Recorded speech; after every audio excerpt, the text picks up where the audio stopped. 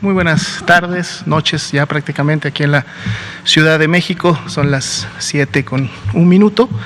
Estamos aquí nuevamente transmitiendo desde Palacio Nacional la conferencia en relación a la situación y el comportamiento de la epidemia de COVID-19 en México y obviamente también como parte de la pandemia a nivel mundial.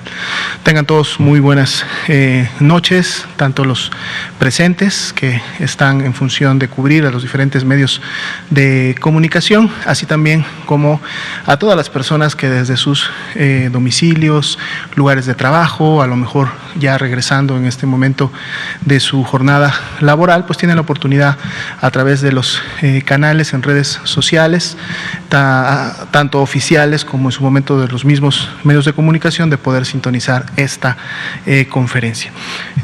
Vamos a actualizar, obviamente como todas las noches, los datos, las cifras, las estadísticas en relación a la epidemia, así también como la actividad ya preventiva por excelencia que, bueno, inició desde fines del año pasado, que es justo la vacunación contra el virus SARS-CoV-2, que nos permitirá en siguientes semanas y meses, en la medida que esto obviamente se vaya incrementando en número de personas vacunadas, también poder contribuir a controlar el problema de salud pública, que es la epidemia de COVID-19.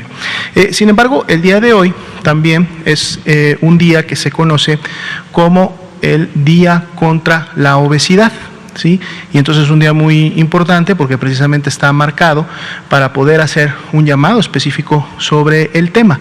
Como ustedes saben, la Secretaría de Salud en México, desde el inicio de la presente administración, ha llevado a cabo una serie de actividades, reformas, programas, precisamente para poder combatir este tema y este problema también de salud pública que tenemos en México, que es la obesidad y las enfermedades que obviamente se desencadenan por complicaciones o por problemas relacionados a la obesidad, como son la misma hipertensión, la diabetes y otras enfermedades similares. Por lo mismo, esta noche tenemos el gusto de que nos acompañe el doctor Simón Barquera. Lo tenemos en este momento por la vía virtual. Doctor Barquera, muy buenas noches.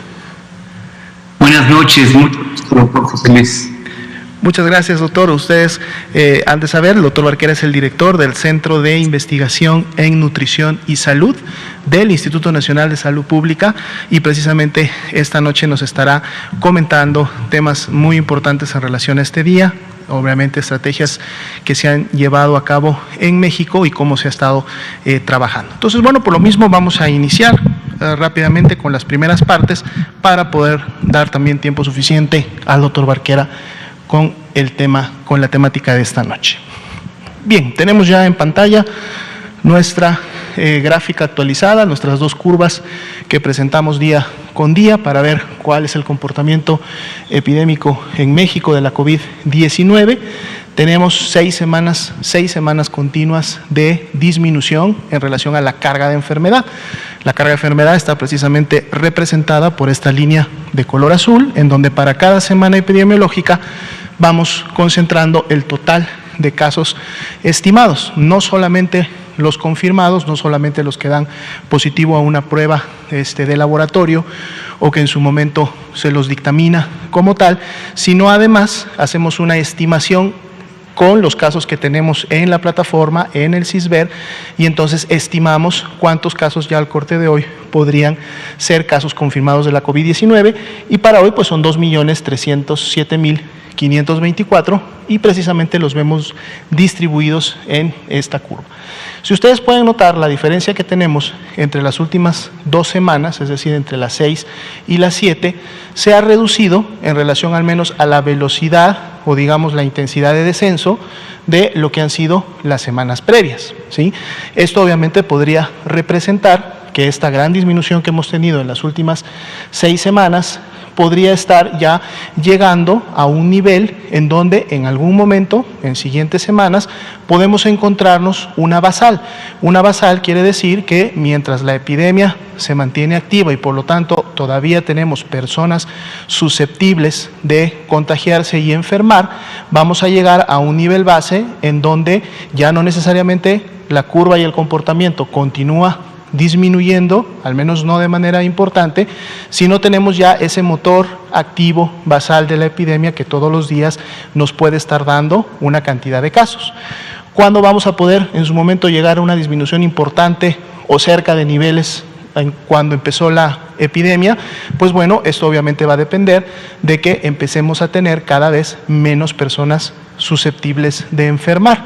¿Y cómo poder tener menos personas susceptibles? Pues bueno, las personas que ya enfermaron o que ya se expusieron al virus y que desarrollaron anticuerpos y por lo tanto inmunidad natural a la enfermedad, pues bueno, estarán en el grupo que potencialmente y por lo menos en siguientes meses ya no se puede enfermar, pero a esto les podemos ir sumando también las personas que estarán completando sus esquemas de vacunación contra el virus SARS-CoV-2 en siguientes semanas y meses, y entonces en la medida que cada vez haya menos población susceptible, entonces podremos realmente ver disminuciones todavía más importantes. Pero bueno, todavía pensamos que en siguientes semanas y de mantenerse las medidas preventivas que de manera individual podemos nosotros llevar a cabo, pero también las medidas comunitarias implementadas por las autoridades sanitarias para disminuir la movilidad, para disminuir las congregaciones, pues entonces mientras esto se mantenga y todos nos sumemos y las respetemos,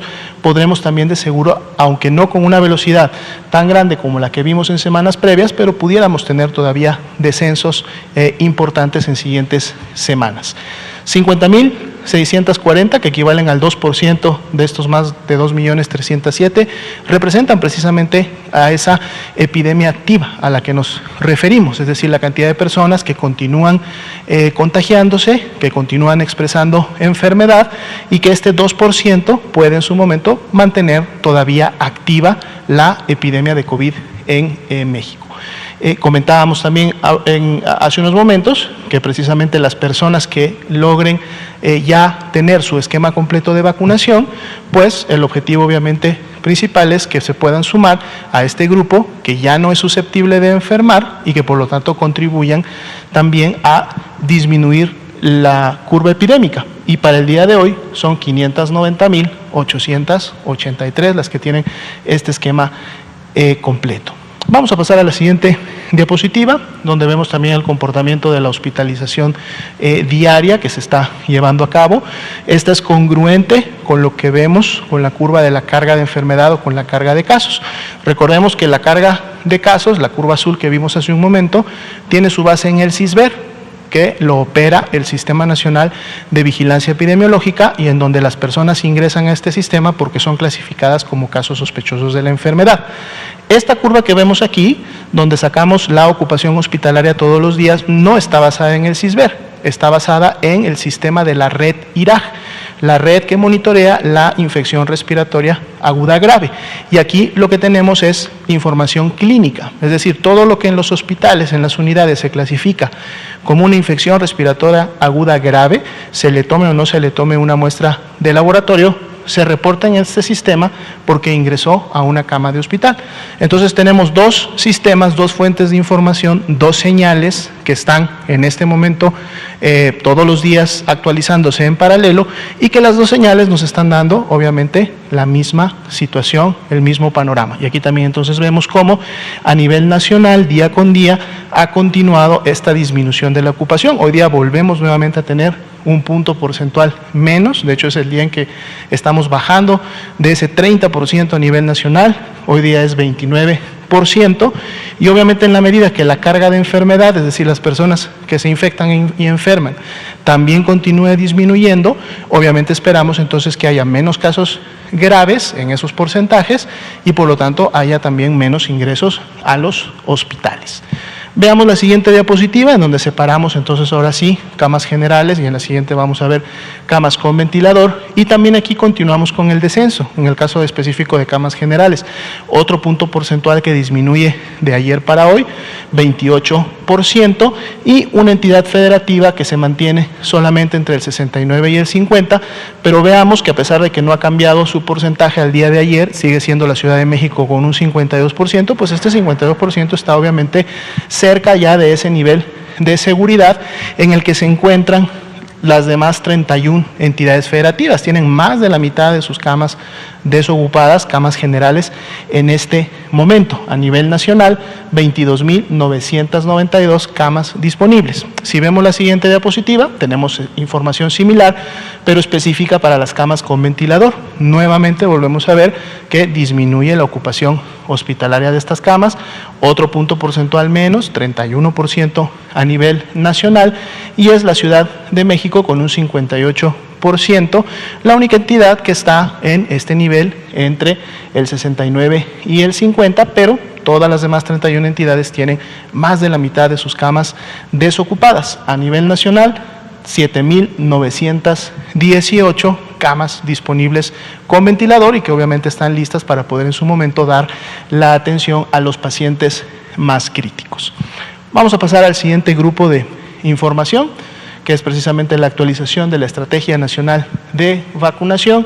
Para el día de hoy, 31.185 son las dosis aplicadas que se reportan hasta el punto de corte. Y podemos ver obviamente cómo se ha mantenido esta actividad y esta aplicación de dosis, sobre todo de manera más intensiva, en las últimas 2 semanas prácticamente, y va a continuar en función de las nuevas dosis y los nuevos embarques de vacuna que siguen llegando al país. Si vemos la siguiente diapositiva, aquí actualizamos las dosis acumuladas que hasta el momento se han aplicado, 2.676.035 dosis, y vemos entonces que el comportamiento también en la aplicación de las dosis pues continúa incrementándose, y esperemos que mantenga obviamente estas tendencias en función de que se continúen aplicando las dosis en las 32 entidades federativas. Seguimos destacando el porcentaje muy bajo de dosis perdidas, 0.07% al día de hoy, lo que quiere decir que hay pues una muy buena utilización y se está cuidando todas las dosis y las vacunas que en su momento se están enviando a las entidades. Si vemos la siguiente diapositiva, aquí tenemos los avances por los grupos y en etapas que hasta el momento han iniciado. Personal de salud ya desde fines de diciembre, 771.749 trabajadores de la salud son los que han recibido ya al menos una dosis, y el 75% de estos, o sea 573.456, tienen ya el día de hoy el esquema completo. Recordemos que está llegando la próxima semana, y además esta semana también llegó vacuna de Pfizer BioNTech, con la que se podrá seguir cubriendo ese 25% de segundas dosis que todavía está pendiente en este grupo. Vemos también el avance importante ya que se tuvo esta semana en relación al personal educativo del estado de Campeche, en donde prácticamente el 99%, 17.427, pues tienen ya la cobertura de las 2 dosis, por lo tanto el esquema completo. Y como ustedes recordarán, esta actividad se inició dado que el estado de Campeche es el que tenía por varias semanas la condición de riesgo más bajo, fue el primer estado en llegar a obtener el color verde, lo mantuvo por varias semanas, lo mantiene actualmente, y por eso la posibilidad de explorar con el estado de Campeche a través de estas intervenciones el que pudiera ser el estado que pronto reinicie o retome las clases presenciales. Esto es algo que lógicamente se está trabajando desde la Secretaría de Educación Pública, pero además en estrecha coordinación con el gobierno local,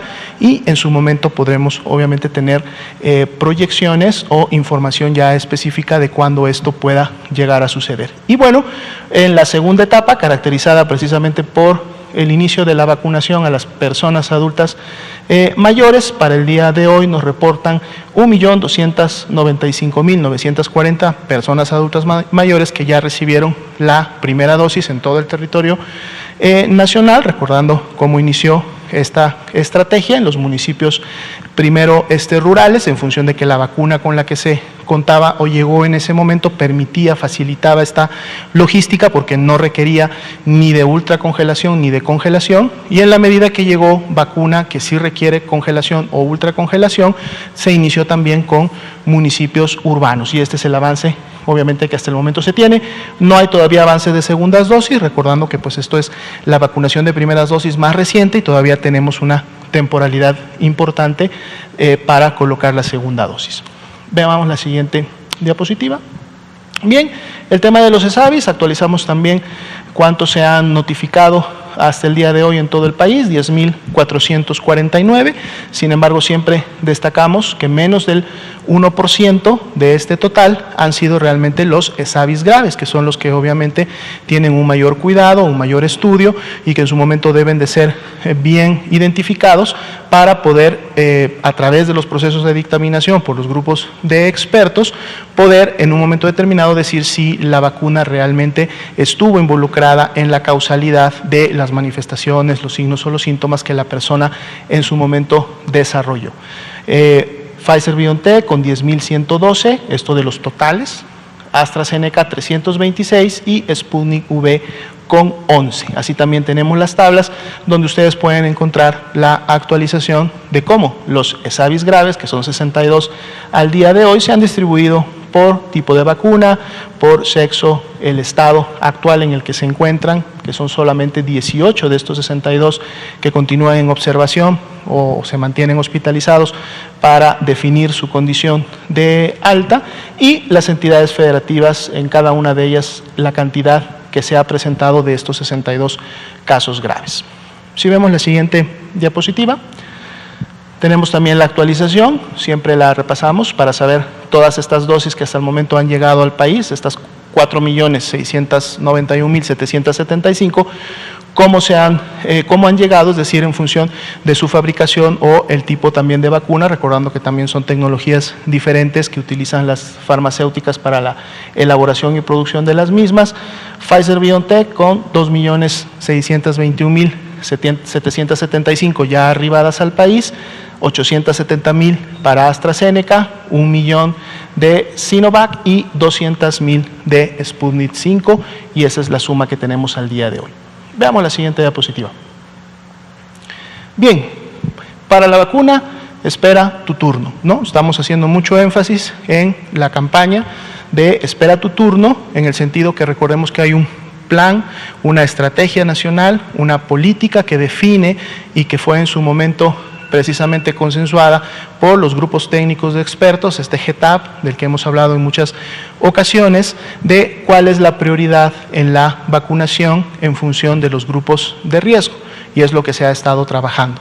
El Gobierno de México ha hecho las contrataciones para poder tener vacuna para todos, para toda la población mexicana que está en edad y en condiciones de recibir la vacuna. Como sabemos, la proveeduría internacional no permite tener ese total de vacunas en este momento o en las siguientes semanas. Por lo tanto, si queremos que la epidemia cause cada vez menos muertes y menos afectaciones importantes día con día, pues entonces tenemos que priorizar a ciertos grupos en la población para que puedan ir recibiendo la vacuna que va llegando, y bueno, los que tengamos menos condiciones de riesgos, pues podamos esperar nuestro turno más adelante, porque finalmente para todos llegará una vacuna. Entonces esto es importante que lo entendamos y sobre todo lo podamos poner en práctica para permitir que las personas que tienen mayor riesgo de complicarse y fallecer puedan ser las que reciban la vacuna lo antes posible.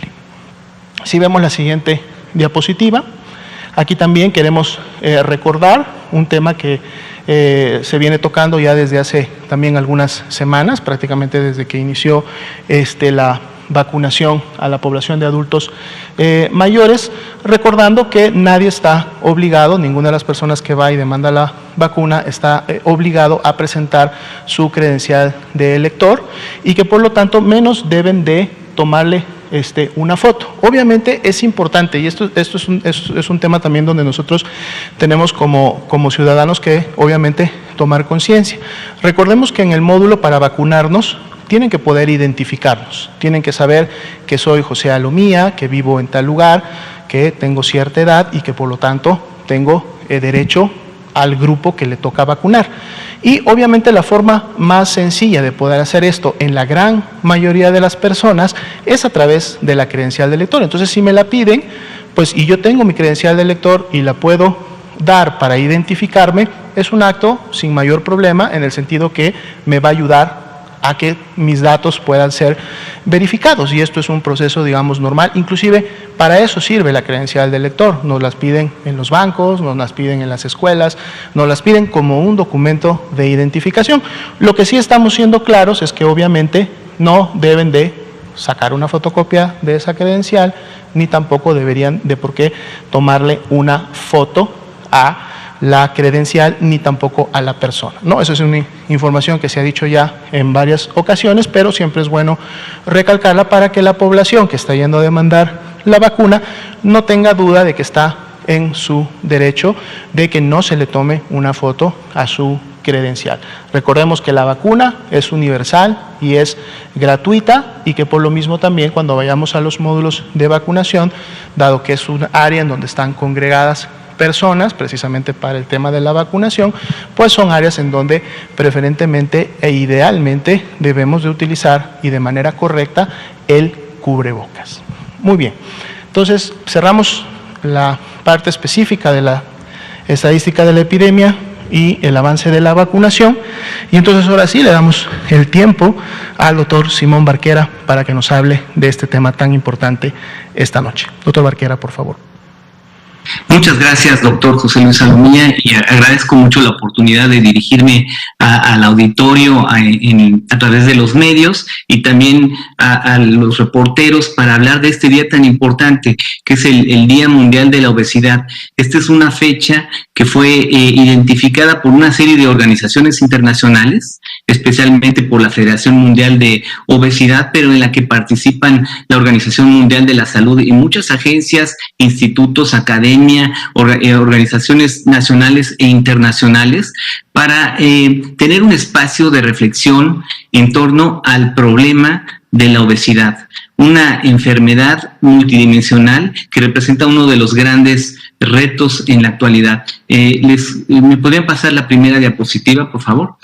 Un poco en reflexión, en este día lo que hemos estado haciendo es reunir a grupos de profesionales preocupados por el problema de la obesidad para desarrollar una postura que identifique las acciones más importantes que se tienen que hacer en el país. Como ya se ha mencionado antes, en México en los últimos 20 años ha estado aumentando de manera constante la obesidad y ha presentado un aumento en total del 2000 al 2018 de 42.2%. En estudios que hemos hecho en 300 países y seguidos por más de 30 años, ninguno ha logrado descifrar los mecanismos para lograr reducciones en las prevalencias de obesidad. Es un problema que está muy asociado al cambio en el ambiente alimentario, a la forma en la que comemos y a la forma en la que estamos diseñando los espacios en los que vivimos. La siguiente, por favor. Otro aspecto muy importante a considerar es que estamos viviendo esta pandemia de COVID que tiene efectos en los estilos de vida, como disminución en la actividad física, aumento del consumo de comida chatarra, una mayor exposición a la mercadotecnia de comida chatarra que, como sabemos, es nociva porque inclina a los niños a consumir productos malsanos desde etapas muy tempranas y los habitúa a estos sabores hiperpalatables, y también un aumento en la inseguridad alimentaria, lamentablemente. Entonces, esta pandemia de COVID está aumentando el riesgo de obesidad, y también sabemos que la obesidad y las enfermedades crónicas aumentan el riesgo de un mal pronóstico ante una infección por COVID. La siguiente, por favor. Ante este reto, una serie de profesionales nos hemos reunido y hemos identificado algunas posturas que se tienen que tomar, y quiero, antes de pasar a estos resultados, compartirles videos con mensajes cortos del doctor Cristian Morales de la OPS, de la Organización Panamericana de la Salud, del doctor Christian Skog de la UNICEF, de la doctora Marta Kaufer del Instituto Nacional de Nutrición y del doctor Boyd Swinburne de la Universidad de Auckland de Nueva Zelanda, y quien es uno de los miembros de una de las comisiones más importantes para prevención de obesidad a nivel mundial, para que nos den una perspectiva sobre los retos de México. Muchas gracias.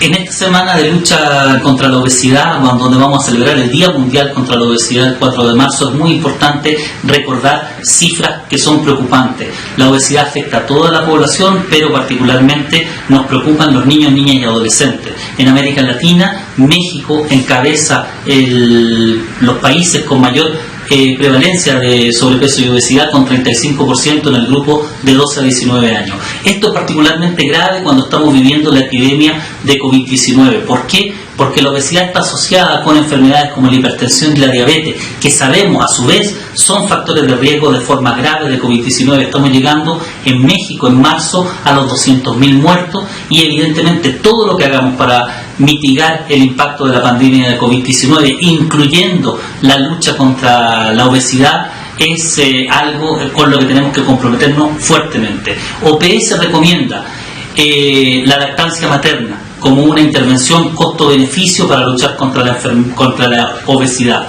La OPS recomienda también, así como otras agencias de Naciones Unidas, el prohibir la venta de comida chatarra en las escuelas. Del mismo modo, la legislación, la regulación, el etiquetado frontal, el aumento de los impuestos a la comida chatarra, es muy importante mantenerlo, desarrollarlo y proyectarlo.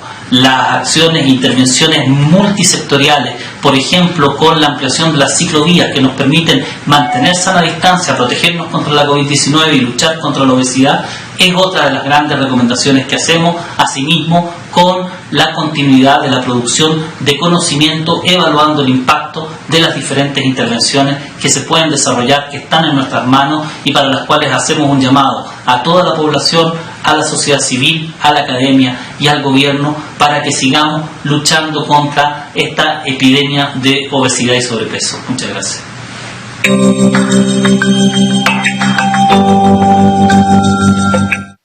Soy Cristian Skog, representante del Fondo de Naciones Unidas para la Infancia, UNICEF, en México. Hoy, 4 de marzo, es la conmemoración del Día Mundial de la Obesidad, una ocasión importante para reflexionar sobre nuestras acciones para prevenir todas las formas de mala nutrición. Esta reflexión tiene todavía más importancia en el contexto de la pandemia por COVID-19, que afecta en manera más severa la población que tiene condiciones derivadas de la mala nutrición, como obesidad, diabetes y enfermedades cardiovasculares. En UNICEF México, una de nuestras prioridades es trabajar por la adecuada alimentación y nutrición de niñas, niños y adolescentes. La prevención es un pilar muy importante para evitar la triple carga de la mala nutrición, que incluye el sobrepeso y la obesidad. Por ello, trabajamos junto con los gobiernos nacional y estatales para definir estrategias de comunicación que permitan apoyar la modificación de conductas, siempre considerando la realidad de las personas, sus posibilidades y barreras para el cambio. La experiencia nos dice que estos cambios no dependen únicamente de elecciones individuales y no son fáciles en entornos que propician la obesidad más que los comportamientos saludables. Por ello también trabajamos con un amplio grupo de actores en la implementación de medidas que buscan transformar esos entornos para que sean favorables a la buena alimentación y nutrición de las familias. Un ejemplo de estas medidas es el etiquetado nutricional, recién implementado en México, el cual es entendido fácilmente por los niños y la población con menores recursos, y contribuye a cerrar las brechas de información nutricional en el país, permitiendo decisiones más informadas. Sin embargo, sigue habiendo inequidad al existir una fuerte presencia de publicidad y promociones de alimentos no saludables dirigidos a niñas, niños y adolescentes, versus poco acceso a información sobre alimentación saludable. Pero esto está cambiando. Por ejemplo, a partir del anterior ciclo escolar, niñas y niños de todo el país aprenden a distancia la nueva asignatura de vida saludable, posibilitando el acceso a la educación alimentaria y nutricional. Es decir, estamos avanzando como país en la adopción de medidas que apoyan la transformación de sistemas alimentarios que en las últimas décadas han promovido la mala nutrición.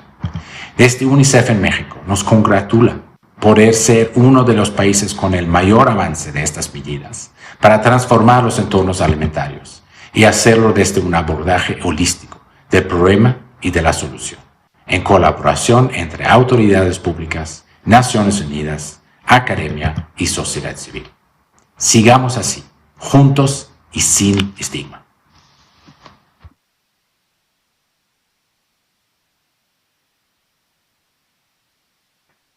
Hola, soy Marta Kaufer, investigadora de la Clínica de Obesidad y Trastornos de la Conducta Alimentaria del Instituto Nacional de Ciencias Médicas y Nutrición Salvador Soberano. La obesidad es una enfermedad compleja donde hay un exceso de adiposidad que afecta a la salud y que representa un verdadero riesgo de desarrollar otras comorbilidades, por lo que no se trata de un asunto estético ni de tener solamente un cuerpo grande. Su etiología y sus formas de presentación son tan diversas que nos deberíamos de referir a las obesidades, en plural. Esto nos obliga a pensar en abordajes individualizados que se adecúen a las necesidades y posibilidades de las distintas personas, incluso dentro de los programas de tratamiento. Es decir, que los abordajes deben ser integrales y estar hechos a la medida, con empatía y sin estigma. Los profesionales de la salud que tratan seriamente a las personas con obesidad, además de su preparación y su experiencia, actúan con compasión y han reflexionado sobre sus propios sesgos de peso, para de esta manera poder ofrecer una atención de calidad. Una enfermedad compleja requiere de soluciones complejas que implican el abordaje holístico de la persona, así como la transformación del entorno en el que se desenvuelve. La salud es el bien más preciado que tenemos, es el valor más preciado. Hoy, 4 de marzo, Día Mundial de la Obesidad, luchemos por una cultura preventiva que aspire a la salud con empatía y sin estigma. I have a message for people in Mexico on World Obesity Day, and that message is muchas gracias. Namaste. Thank you very much, Mexico, for showing the way of how to get action on the policies needed to get better food environments. The work that you have been doing in Mexico in terms of sugary drinks tax and junk food tax and now front of pack labeling has really been a total world leader in how we get action at a country level for better food policies. That is now infecting the rest of the world, many other countries, including myself in New Zealand. We're trying to get that kind of Mexican approach, as I call it, happening in our countries so that we can get better food policies. So muchas gracias for your leadership. Bueno, pues como han visto, hay una serie de impresiones sobre cuáles son los retos de implementar medidas para prevenir y controlar esta enfermedad. Y si me pueden pasar la siguiente diapositiva, yo les quiero mostrar un grupo de trabajo internacional que incluye a la World Obesity Federation y muchos actores académicos, investigadores, científicos, médicos y profesionales de la salud, nutriólogas, enfermeras, psicólogas, que han estado desde el 2017 pensando en cuáles son los principales retos. Esta foto es del 2017, por cierto, ahora solo nos reunimos de forma virtual. Y la siguiente, por favor. Y en esta ocasión estamos presentando una postura que el día de hoy, en el Día Mundial de la Obesidad, se presentó a más de 7,500 profesionales de la salud de manera virtual, los cuales la están discutiendo y suscribiendo para que sea después puesta como una parte de la agenda de acción, y le estamos llamando, dentro de este lema de Juntos sin Estigma, juntos porque se requiere de todos los sectores y actores de la sociedad, y sin estigma porque esto es una enfermedad que es compleja y se tiende a simplificar, se tiende a creer que las causas son muy sencillas y que realmente es culpa del individuo, cuando es todo lo contrario, es una enfermedad que requiere de soluciones muy complejas. Y por lo tanto hicimos un acrónimo que es Juntos. La siguiente, por favor. Este acrónimo comprende una parte que es justificar a la obesidad como una enfermedad compleja, multifactorial y un factor de riesgo para desarrollar otras enfermedades. No reconocer a la obesidad como una enfermedad es no responsabilizarse del compromiso que tenemos con nuestra población de apoyarla, de acompañarla con sensibilidad, con empatía, y con conocimiento de los estigmas que pueden existir y que no son positivos. También reconocer que la mala alimentación es detonada por los entornos. Sobre todo por esto es el principal factor que desarrolla la mala alimentación, ese ambiente que se llama obesogénico. La siguiente, por favor. Luego, en la N le llamamos nueva cultura, una nueva cultura preventiva, sin estigma y centrada en las personas, que tenga un enfoque integral de curso de vida, que vaya desde la preconcepción durante la niñez, con un énfasis en los primeros 1000 días de vida y la adolescencia hasta la adultez. La siguiente, por favor. Luego la T es tratar la obesidad seriamente, y aquí vuelve a incluir los grandes retos y las grandes deudas que tenemos con la sociedad. El resolver el problema de prevención y control de la obesidad es una misión de la sociedad en su conjunto. Garantizar tratamientos accesibles y de calidad para todos y todas, para las personas basados en evidencia científica. También es importante tener acceso a intervenciones psicológicas, farmacológicas, nutricionales, actividad física e incluso intervenciones quirúrgicas cuando este sea el procedimiento indicado. Y el desarrollo de políticas de prevención con códigos de ética y con rendición de cuentas, con la transparencia que se requiere cuando hay interacciones que afectan intereses, sobre todo comerciales. Y un gran reto y una gran deuda que tenemos es la lactancia materna. La prevención de obesidad tiene mucho que ver con la promoción de la lactancia materna y con la regulación de la promoción de sucedáneos de la leche materna, que es un aspecto que se incumple en todos los años aquí en México y el cual se tiene que regular. La siguiente, por favor. Luego viene la O, que es de observar y monitorear. Es muy importante monitorear los factores de riesgo, los determinantes comerciales, las oportunidades de intervenciones costo efectivas, también analizar cuál es el impacto del COVID sobre las personas que viven con obesidad y ver cómo se les puede proteger y dar una mejor atención. También un monitoreo del ambiente obesogénico, dónde está esa publicidad, cuáles son las estrategias que utilizan en los puntos de venta, en las redes sociales, para hacer que nuestros niños prefieran alimentos malsanos. Y finalmente, como ya había mencionado, el Códex Internacional y las resoluciones sobre la comercialización de sucedáneos de la leche materna, que actualmente se promocionan en México a niños lactantes y preescolares, incluso con regalos y personajes, cosa que está prohibido en muchas partes del mundo y que la OMS ha dicho que es una práctica pues no deseable. La siguiente, por favor. Y luego viene la S. La S es los sistemas complejos, y esa visión de sistemas complejos es la que nos puede permitir esta oportunidad de lograr resultados. Entender que la mala nutrición en todas sus formas también tiene impactos ambientales y planetarios, y que las soluciones tienen que ser integrales, tienen que ver con el sistema agroalimentario, tienen que ver con la salud planetaria, pero también tienen que ver con un paquete integral multisistémico de acciones. La siguiente, por favor. Y entre estas ya, para concluir, me voy a referir a los principales componentes. Hay por una parte un sistema escolar en el que requerimos espacios que promuevan la salud, la alimentación y la actividad física, tanto con la presencia de estos elementos como con cursos y clases con una asignatura de vida saludable, y también los lineamientos de venta de alimentos y bebidas dentro de las escuelas, pues evitar la chatarra, que ha sido uno de los grandes problemas en los últimos años.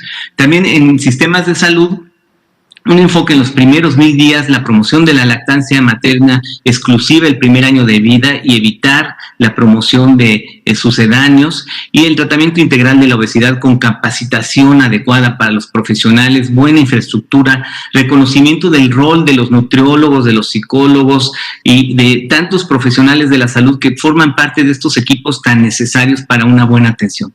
La siguiente, por favor. Y luego tenemos una parte que es el entorno alimentario. Ahí se requiere fortalecer los impuestos y el etiquetado de advertencia, y luego utilizar ese etiquetado de advertencia para articular otras políticas, para definir qué alimentos se pueden o no promover en orientación alimentaria, etcétera. Fortalecer las restricciones de publicidad de comida chatarra dirigida a población infantil. Por supuesto que si los productos se reformulan, pues se pueden promover, pero si son chatarra, tenemos que proteger a nuestra infancia de ellos.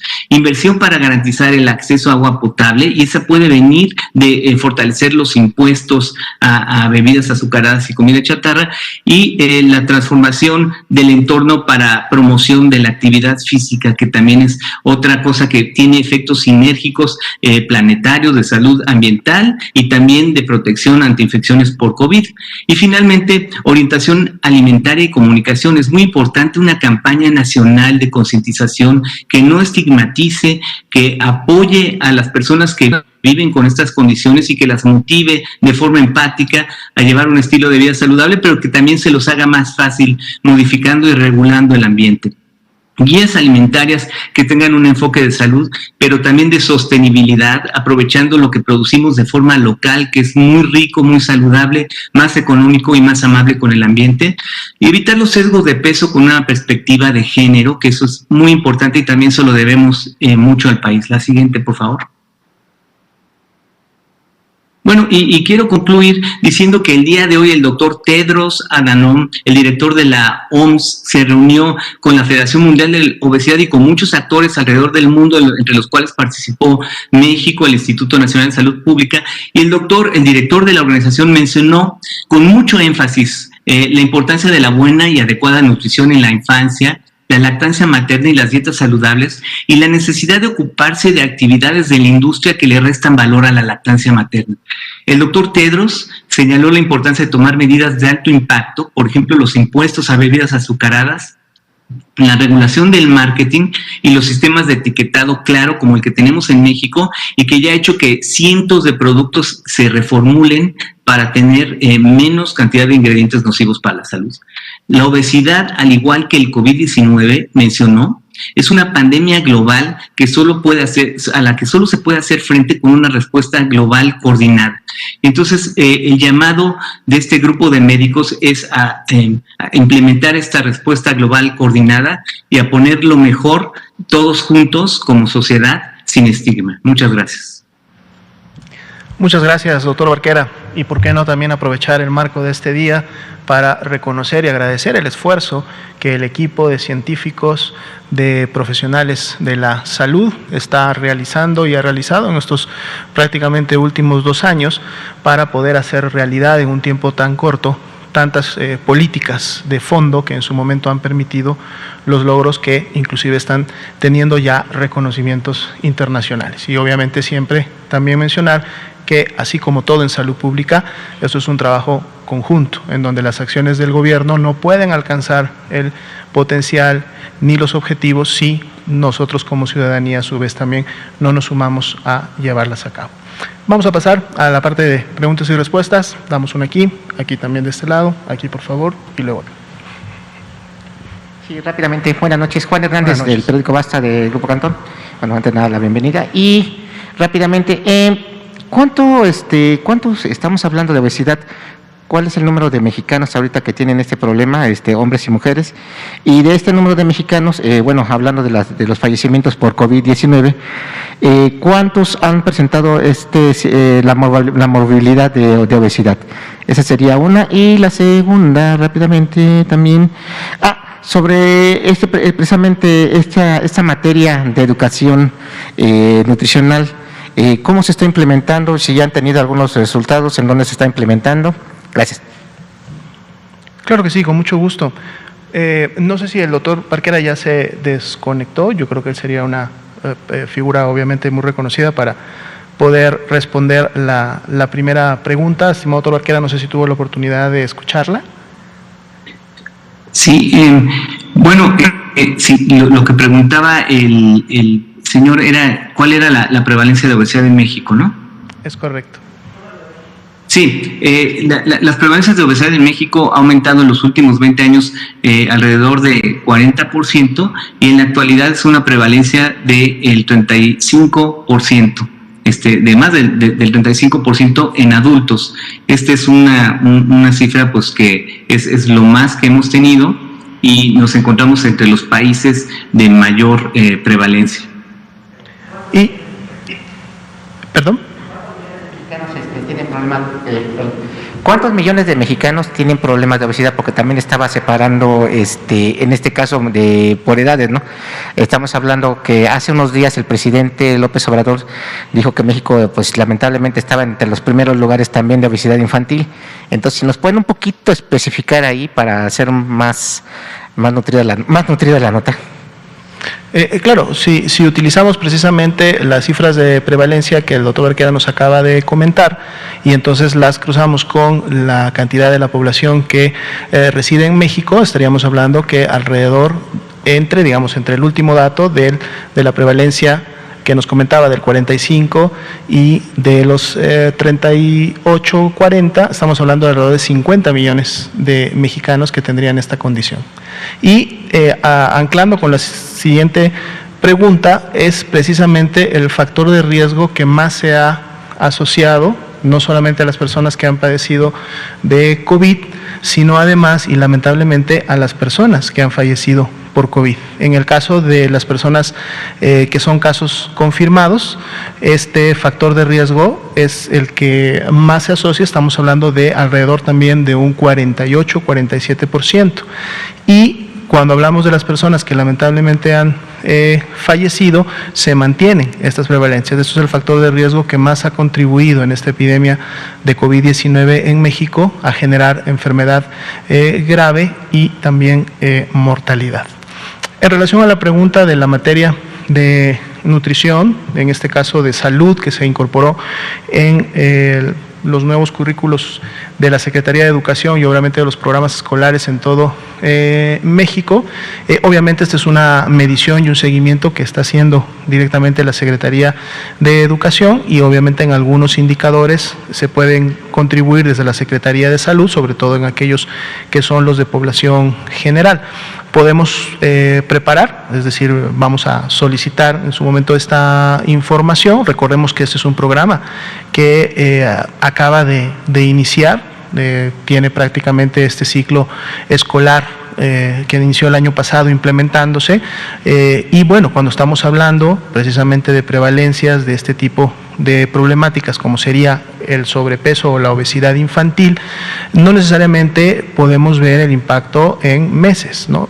Se requieren de cambios precisamente en tema de hábitos, en tema de conducta alimentaria, en entornos que pues lamentablemente toman su tiempo, es decir, no es tampoco que podamos ver los resultados de manera inmediata, pero se tiene que iniciar, se tiene que implementar. Obviamente tiene que haber un seguimiento para en un tiempo determinado de algunos años poder empezar a ver precisamente el impacto ya poblacional, ¿no? Es decir, en el entorno de salud pública de estos diferentes grupos. Pero en su momento podemos preparar. Sí, adelante, doctor, por favor. Sí, y otra cosa que me gustaría comentar es que los grupos de salud, del sector salud, han estado trabajando de manera muy intensiva con la SEP para desarrollar una materia que se llama Vida Saludable, que incluso se ha presentado el diseño en esta conferencia en ocasiones previas.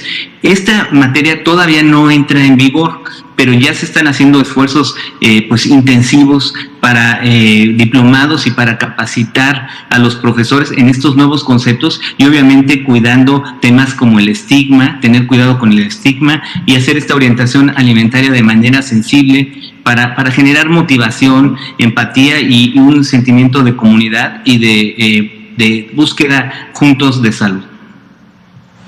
Muchas gracias. Por favor. Gracias. Buenas noches, Liliana Noble de Pulso Saludable. Doctor Barquera, me gustaría conocer cuáles son las políticas de alto impacto, como lo menciona el doctor Tedros, que piensan ustedes desde el Instituto Nacional de Salud Pública promover a través del gobierno federal o presentarle, más allá del etiquetado frontal, de los impuestos a las bebidas hipercalóricas o los productos hipercalóricos o al tema de la publicidad. ¿Cuál es lo nuevo que podríamos observar por parte de ustedes, no sé, al menos el resto del año? Y tengo una segunda pregunta para el doctor Gatell. Sí, bueno, como usted mencionó, las políticas de alto impacto, pues más documentadas en el mundo son impuestos, y aunque usted me haya dicho que más allá de impuestos, la realidad es que impuestos pues es una política donde se puede hacer todavía mucho más. Tenemos uno de los impuestos más bajos a pesar de que fuimos pioneros. Entonces la recomendación de la Organización Mundial de la Salud es al menos 20%, y nosotros tenemos un impuesto de 10%, un peso por litro. Entonces ahí esa es una de muy alto impacto, y también siempre buscando que parte de esos recursos se vayan directamente a atender los problemas de las personas que viven con obesidad y enfermedades crónicas, y sobre todo de zonas más vulnerables. Y también lo mismo con el etiquetado y la publicidad, son políticas de muy alto impacto y que no están bien implementadas. Otra gran deuda que tenemos en el país es pues el cumplimiento, el regular el código de sucedáneos, de publicidad de sucedáneos de la leche materna, es decir, esas latas de fórmula que vemos en los supermercados con regalitos y con dibujitos que van dirigidas a preescolares. Pues esa es una práctica que no recomienda la OMS, que la industria transnacional ya se comprometió a no seguir haciendo, y que aquí en México, como no está regulado, dicen, pues es que en México no está regulado, entonces por eso lo hacemos. Entonces yo creo que tenemos que cumplir con esa deuda, porque llevamos más de 10 años y año tras año vemos que incumplen, y eso sería de muy alto impacto, promover la lactancia materna y proteger a los niños durante los primeros 1000 días de los alimentos malsanos de una manera pues muy comprometida de parte de todos los actores de la sociedad, que consuman productos naturales y que se acostumbren a tener dietas saludables, y eso es algo donde se puede apoyar mucho y tendría muy alto impacto. Y finalmente, pues el aprender a trabajar fuera de los hilos. Los profesionales de la salud no deben de trabajar pues solo los doctores o solo los nutriólogos o solo los psicólogos, tienen que trabajar en equipo, romper silos y recibir capacitación, y el gobierno y la estructura tiene que buscar aportar los elementos que se requieren para que la atención de las personas que viven con obesidad sea la adecuada, la que se requiere. Y ahí pues también hay un muy alto impacto, eso lo ha dicho la OCDE, las políticas de más impacto para un problema como el del ambiente alimentario en México, pues serían entonces regulación de la comida chatarra, de la publicidad, impuestos, etiquetado, y también capacitación del personal que brinda atención para darla de la mejor manera posible. Gracias. Y doctora Lomía, del universo de enfermedades que ustedes ven dentro del programa de vigilancia epidemiológica, ¿qué enfermedades adicionales a la COVID-19, que en el entendido que el paciente con obesidad vive en un estado crónico de inflamación, y al ingresar este virus del SARS-CoV-2 incrementa las posibilidades de que se agrave esta enfermedad? ¿Qué otras enfermedades, no sé si del orden de las infectocontagiosas o de las no transmisibles, pudieran ser vulnerables y que ustedes tengan referencia a que se incrementan o se agravan con tan solo la presencia de sobrepeso o ya de obesidad? Gracias. Claro, con mucho gusto. De hecho, de manera general, pudiéramos verlo en un marco de todas las enfermedades que en un momento se producen o conocemos. Recordemos que hay diferentes tipos de afectaciones que produce el estado de obesidad de una persona. Más allá de las alteraciones metabólicas internas, de los procesos metabólicos del cuerpo, que estos pueden afectar diferentes órganos blancos y generar, obviamente, otras enfermedades o factores de riesgo, uno de los principales problemas, y lo traigo en el marco de COVID, pero funciona precisamente para enfermedades respiratorias similares, es precisamente la disminución de la capacidad respiratoria, ¿no? Es decir, el espacio que tiene el diafragma. El diafragma es un músculo que tenemos que separa nuestra cavidad torácica de nuestra cavidad abdominal, y es importante para precisamente el ejercicio de la respiración. Es el que permite en su momento su expansión, que el oxígeno a través del aire ingrese a los pulmones se llenen y logren su máxima capacidad de inspiración y por lo tanto contribuyan también a una adecuada oxigenación. Recordemos que los pulmones son los que realizan este intercambio gaseoso. Entonces, si una persona con obesidad tiene disminuida esa capacidad, precisamente por la grasa que está ocupando espacios internos que no deberían de estar ahí, digamos, en una persona con un peso ideal o con un peso adecuado, al haber esta disminución de la capacidad respiratoria, cualquier enfermedad que en su momento afecte los pulmones y que afecte, por lo tanto, la capacidad del intercambio gaseoso, ya tiene entonces además un factor de riesgo previo a la enfermedad, previo al proceso inflamatorio, previo a la infección, que va a contribuir a que entonces el resultado de la gravedad de la enfermedad, que es disminuir el intercambio de oxígeno,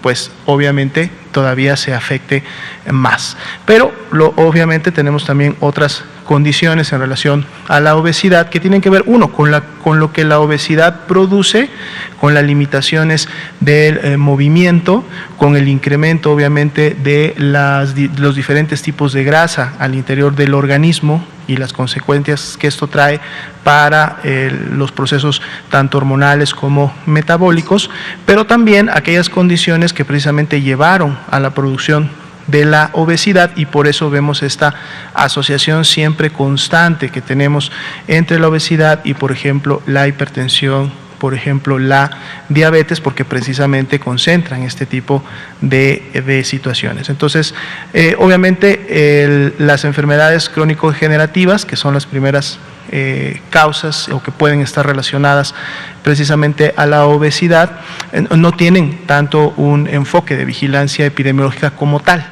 No es que no lo deberían de tener, son importantes. De hecho, estamos hablando de que existen epidemias y pandemias de estas enfermedades también, y hay declaraciones, inclusive avisos epidemiológicos al respecto, pero sí, efectivamente, las enfermedades infectocontagiosas, que son las que vamos a decir se vigilan de una manera más constante, más directa, más diaria, por justo los potenciales epidémicos y pandémicos que éstas tienen, pues es más entonces una causa complementaria o consecuente del estado de la obesidad y las condiciones que la enfermedad en su momento puede causar.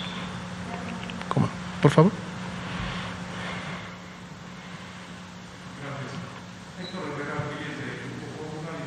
Doctora Lomía, tengo 3 preguntas, si nos da tiempo, 2 para el doctora Lomía. 2 para el doctor Lomía y otro para el doctor Barquera. La primera, doctora Lomía, todavía el martes aquí refería el doctor Cortés que no hay un tratamiento específico para COVID.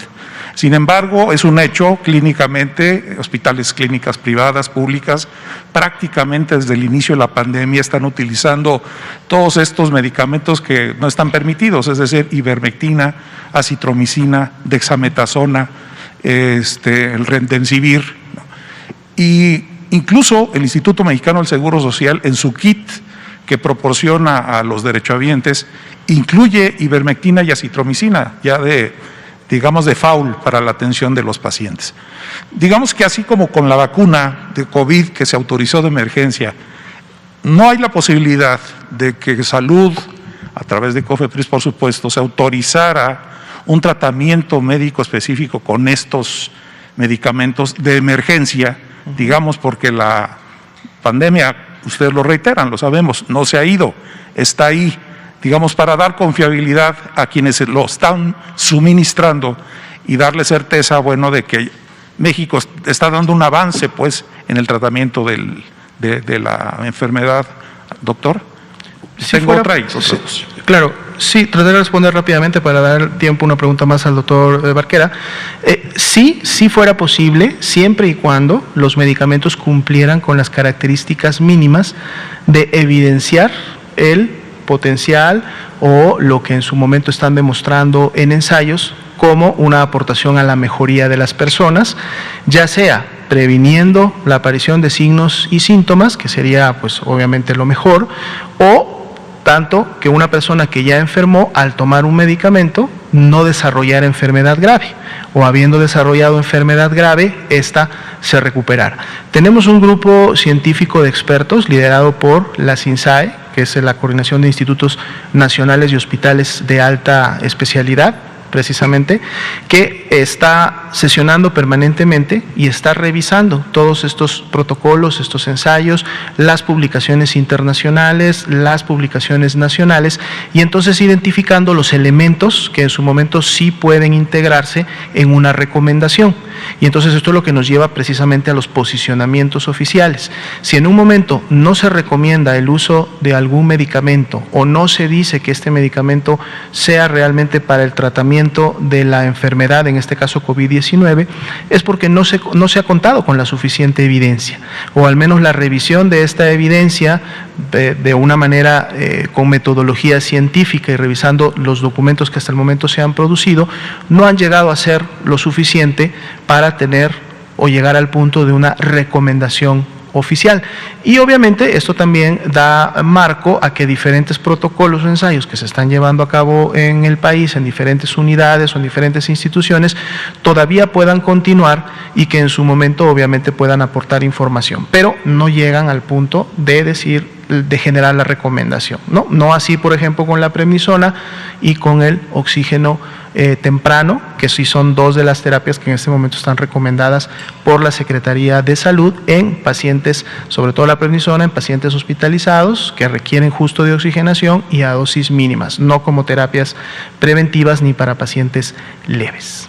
Muy bien, y aprovechando, doctor Barquera, si ya tiene, doctor, o ya tienen allí en el instituto una primer análisis de resultados de cómo ha funcionado el etiquetado nuevo en los productos. Sé que es muy reciente, pero no sé si ustedes ya tengan una primera fotografía de cómo ha estado funcionando este etiquetado. Gracias, doctor. Gracias. Gracias. Sí, estamos monitoreando todo lo que está pasando con los etiquetados. Tenemos un sistema con el que se toman fotos de los empaques y se analiza de manera longitudinal los cambios. Entonces, una de las cosas que sí estamos viendo, y eso pues es uno de los primeros hallazgos, es que a diferencia de lo que se nos decía que tomaría años lograr reformulaciones y que por eso se necesitaba darles más tiempo, pues en unos cuantos meses cientos de productos se han reformulado para ser más saludables y no tener los sellos. Entonces ese es uno de los primeros resultados que yo creo que es muy positivo.